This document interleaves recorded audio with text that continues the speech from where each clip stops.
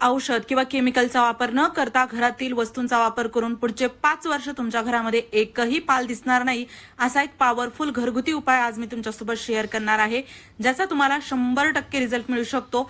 फक्त व्हिडिओ शेवटपर्यंत बघा, स्टेप बाय स्टेप फॉलो करा आणि आवडल्यास मित्रपरिवारासोबत शेअर करायला विसरू नका।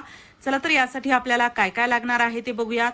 तर यासाठी बघा, इथे आपल्याला लागणार आहे लिंबू, अर्ध लिंबू इथे मी चिरून घेतलेला आहे। त्यानंतर इथे आपल्याला लागणार आहेत कडुलिंबाची काही पानं, फ्रेश ताजी कडुलिंबाची काही पानं मी घेतलेली आहेत। वाळलेली पानं असतील तर ती देखील तुम्ही वापरू शकता। फक्त त्याला हाताने थोडंसं क्रश करून ते पानं घ्या बारीक करून। बाकी इथे फ्रेश ताजी पानं आहेत, तर याला मी मिक्सरच्या भांड्यामध्ये टाकून किंवा तुम्ही खलबत्त्यामध्ये टाकून बारीक याची पेस्ट करून घेऊ शकता। वाटीभर पानं मी घेतलेली आहे। तुम्ही कमी जास्त पानं घेतली तरी चालतात, अगदी घराच्या आजूबाजूला कुठेही आपल्याला मिळतील, त्यामुळे काही यामध्ये पैसे खर्च होणार नाहीत। भरपूर अशी पानं घ्या, त्याची अशी पेस्ट तयार करा जशी मी केलेली आहे, बघू शकता।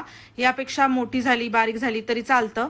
आणि हो, तुम्ही हा व्हिडिओ कोणत्या गावातून किंवा शहरातून बघत आहात तो मला नक्की कॉमेंट बॉक्समध्ये सांगा, जेणेकरून माझा व्हिडिओ कुठे कुठे पोहोचला मला ते कळेल। आता बघा, ही कडुलिंबाची पेस्ट ही आपण बाजूला ठेवलेली आहे। आता यानंतर आपल्याला लागणार आहे कांदा, मीडियम साईजचा छोटा कांदा आपल्याला घ्यायचा। यापेक्षा छोटा कांदा माझ्याकडे आहे, जो मी कापून ठेवला होता तो मी वापरणार आहे। जसं आता तुम्ही बघू शकता, हा कांदा मी घेतलेला आहे। बाकी तुम्ही ना कांदा म्हणजे कमी जास्त वापरा, पण कांदा वापरायचा, अजिबात स्किप करायचा नाही, कारण की याचा जो वास असतो, तीव्र वास, तो आपल्याला इथे खूप जास्त हेल्प करणार आहे, मदत करणार आहे पाली, उंदीर, कॉक्रोच घालवण्यासाठी। त्यामुळे ना याला आपल्याला खिसून घ्यायचं आहे। बाकी तुम्ही मिक्सरच्या भांड्यामध्ये टाकून याची पेस्ट केली कडुलिंबाच्या पानासारखी तरी चालतं।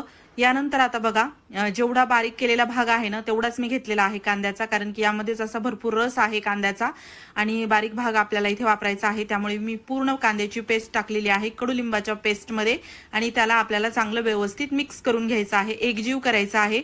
आता इथे आपण जे वापरत आहोत ते अगदी घरामध्ये फ्रीमध्ये सहज मिळणारी गोष्ट आहे, त्यामुळे तुम्ही याला आजच करून बघू शकता। कारण की तुमच्या घरामध्ये ना जसं पाली आहेत, खूप जास्त भीती वाटते अंगावर पडण्याची, किळसवाणं वाटतं, अन्नपदार्थात पडण्याची भीती असते, विषबाधा होण्याची शक्यता असते, त्यामुळे त्यांना घालवणं गरजेचं आहे। कॉक्रोचही दिवसेंदिवस संख्या वाढवतात, रोगराई पसरवतात, त्यामुळे तेही नकोशे वाटतात आणि उंदीर तर अगदी खूप त्रासून टाकतात। तर या गोष्टी घालवण्यासाठी हा उपाय तुम्हाला खूप कामी येणार आहे। तर यासाठी बघा, आता अर्ध लिंबू मी यामध्ये पिळून घेतलेला आहे। त्यानंतर आपल्याला इथे लागणार आहे 1 चमचाभर मीठ, 1 मोठा चमचा मीठ घ्यायचं, ते यामध्ये टाकायचं, चांगलं मिक्स करायचं। यानंतर ना आता बघा, हे चांगलं व्यवस्थित मिक्स केलं आपण। इथे जे आपण लिंबाचा रस वापरलेला आहे, अर्ध लिंबू यामध्ये मी पिळलं, त्याऐवजी तुमच्याकडे जर विनेगर असेल, लिंबू नसेल तर ते देखील तुम्ही वापरू शकता, विनेगर वापरलं तरी चालतं। आता यानंतर ना आपल्याला इथे लागणार आहे डेटॉल लिक्विड, अर्धा झाकण डेटॉल लिक्विड इथे मी वापरत आहे। डेटॉल लिक्विड पूर्ण या मिश्रणामध्ये आपल्याला टाकायचं आहे, कारण की बघा आपण कोणतेही हार्ड केमिकल इथे वापरणार नाहीत आणि घरामध्ये आपल्या डेटॉल लिक्विड असतंच, तेव्हा घ्यायचं, अर्धा झाकण यामध्ये टाकायचं। आता ही पेस्ट मी जसं अर्धा वाटी बनवलेली आहे, तुम्ही बघू शकता, यानुसार हे प्रमाण मी घेत आहे, जे पण वस्तू वापरत आहे त्याचं। बाकी तुम्ही पेस्ट जास्त घेतलेली असेल तर त्याचं प्रमाण तुम्हाला वाढवावं लागेल, कमी घेतलेली असेल तर कमी करावं लागेल। आता चांगलं डेटॉल टाकून मी याला मिक्स करून घेतलं। आता यानंतर ना आपल्याला इथे लागणार आहे खायचा सोडा। खायचा सोडा साधारण मी घेतलेला आहे 1 चमचाभर, म्हणजे भरून चमचा घ्यायचा, 1 मोठा चमचा भरून खायचा सोडा घ्यायचा। इनो किंवा बेकिंग पावडर नाही वापरलं तर अजूनच चांगलं, जर खायचा सोडा नसेल तर इनो किंवा बेकिंग पावडर दोन्हीपैकी एक वापरलं तरी चालतं।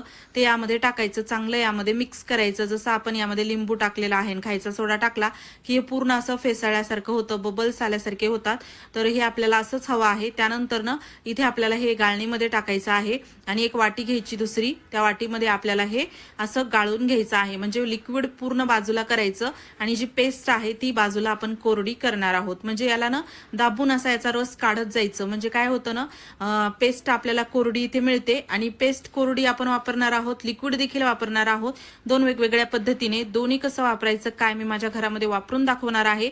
आणि आता पेस्ट आपण असं फेकून द्यायची नाही, म्हणजे याचा एकही कण वाया जात नाही, पुरेपूर आपण याचा वापर करू शकतो। आणि इथे आता कोरडी झालेली पेस्ट बघा वाटीमध्ये अशी मोकळी करून घेतली मी आणि लिक्विड देखील खूप घट्टसर असं झालेलं आहे। हे अगदी डार्क बघू शकता, असा पोपटी कलर आलेला आहे याला। आणि आता यानंतर आता हे अर्धा वाटी दोन्ही पण झालेला आहे, म्हणजे लिक्विड थोडं कमी आहे, वाटी मोठी आहे तर, पण हे असं एक 7-8 चमचे म्हणू शकता मोठे आपण हे लिक्विड घेतलेलं आहे। अगदी कमी जास्त जरी झालं तरी काहीच हरकत नाही. आता यानंतर ना आपल्याला इथे लागणार आहे बोरिक पावडर. तुमच्याकडे बोरिक पावडर नसेल तर तुम्ही काय करू शकता, तुमच्या घरामध्ये जे एक्सपायर झालेल्या गोळ्या आहेत ना, तर त्या गोळ्या घ्यायच्या, त्याचं पावडर करायचं आणि ते यामध्ये अर्धा अर्धा करून टाकायचं. जसं 1 चमचा मी हे बोरिक पावडर घेतलं. किराणा मालाच्या दुकानामध्ये किंवा मेडिकल शॉपमध्ये बोरिक पावडर अगदी स्वस्तात मिळतं. कोणत्याही ब्रँडचं तुम्ही घेऊ शकता, भरपूर 10 रुपयाला येतं. तर हे बोरिक पावडर यामध्ये टाकलं किंवा तुमच्याकडे जर धान्यामध्ये कीड लागू नये म्हणून एखादं औषध असेल, पावडर असेल, तर ते देखील यामध्ये तुम्ही टाकू शकता. असं दोन्ही तिन्हीपैकी जे असेल ते टाका. चांगलं व्यवस्थित दोन्हीमध्ये अर्धा अर्धा चमचा टाकून मी याला मिक्स करून घेतलं. आता यानंतर ना लिक्विडमध्ये आपल्याला पाण्यामध्ये म्हणजे तयार केलेल्या मिश्रणामध्ये आपल्याला टाकायचं आहे. डायल्यूट करण्यासाठी यामध्ये 1 कप पाणी मी टाकलं. अजून यामध्ये बरंच एखाद ग्लास पाणी बसू शकतं. एखाद ग्लास पाणी यामध्ये टाकलं तरी चालतं. मी नंतर ते टाकणार आहे. बाकी यानंतर ना आता मी इथे टिश्यू पेपर घेतलेला आहे. तुमच्याकडे कापूस असेल कापूस घ्या, कॉटनचा पातळ कपडा असेल तर तो घेतला तरी चालतो. अगदी तुमच्यानुसार तुमच्याकडे जे आहे ते तर घ्यायचं. असे बारीक त्याचे तुकडे करायचे आणि त्यानंतर ना हे आपल्याला पेस्ट जी आहे ना ती अशी थोडी थोडी करून या म्हणजे कागदांवरती या टिश्यू पेपरवरती टाकायची आहे. आता याला ना जसं बघा बऱ्याच असे घरचे काही कोपरे असतात, काही अशा जागा असतात जिथे आपण पाणी वापरू शकत नाही, ओलावा तिथे नको असतो आपल्याला, तर त्या ठिकाणी तुम्हाला ना पाली, कॉक्रोच, उंदीर घालवायचे असतील तर त्यासाठी तुम्हाला हे आपले जे कॉटन बॉल्स आहेत, टिश्यू पेपरचे हे बॉल्स आपण जे बनवत आहोत तर ते तुम्हाला मदत करतील त्या ठिकाणी या जीवजंतूंना घालवण्यासाठी. आणि बाकी इतर ठिकाणी तर आपण लिक्विड बनवलेलंच आहे. तर याला कोणते असे ठिकाणं आहेत, कोणत्या ठिकाणी ठेवायचं ते आपण बघूयात. त्या अगोदर बघा हे टिश्यू पेपरचे असे गोळे मी तयार केलेले आहेत आणि हे असे गोळे आपण एका वाटीमध्ये काढून घेतले, जे की आता आपण वापरणार आहोत. याला घरामध्ये मी तुम्हाला ठेवून देखील दाखवणार आहे. आणि विशेष म्हणजे काय होतं ना, जसं आता लिक्विड आहे तर थोडंसं लिक्विड कसं वाळलं की त्याचा वास कमी होतो, पण हे जे आपण बॉल्स बनवलेले आहेत टिश्यू पेपरमध्ये तर ते बॉल्स ना तुम्ही कितीही दिवस ठेवू शकता घरामध्ये. अगदी 6 महिन्यापर्यंत तुम्हाला याचा फायदा मिळत राहील. असे हे कॉटन बॉल्स आपण बनवलेले आहेत. त्यानंतर ना आता हे दोन्ही कसं वापरायचं, तर अगोदर हे आपण छोटे छोटे टिश्यू पेपरचे जे गोळे तयार केलेत बॉल्स ते ठेवूयात.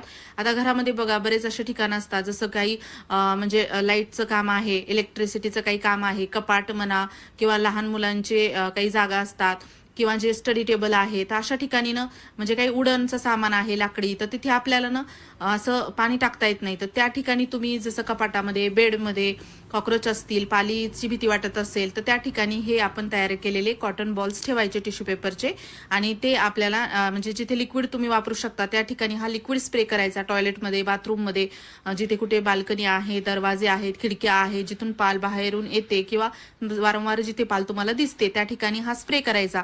म्हणजे तुम्हाला याचा बेस्ट रिझल्ट मिळेल. नक्की ट्राय करून बघा. खूपच छान अशा प्रकारे पूर्ण घर आपण या अनावश्यक जीवजंतूंपासून दूर ठेवू शकतो. आणि काही या संबंधित प्रश्न असतील तुमचे तर नक्कीच मला कॉमेंट बॉक्समध्ये विचारा. मी लवकरच त्याची उत्तरं देईल. काही अडगळीचे ठिकाणं असतात जिथे पाली लपून बसलेल्या असतात त्या ठिकाणी देखील हे स्प्रे करायचं. आणि व्हिडिओ आवडला असेल जास्तीत जास्त मित्रपरिवारासोबत शेअर करा. चॅनलवरती नवीन असाल तर सबस्क्राईब करायला विसरू नका. धन्यवाद.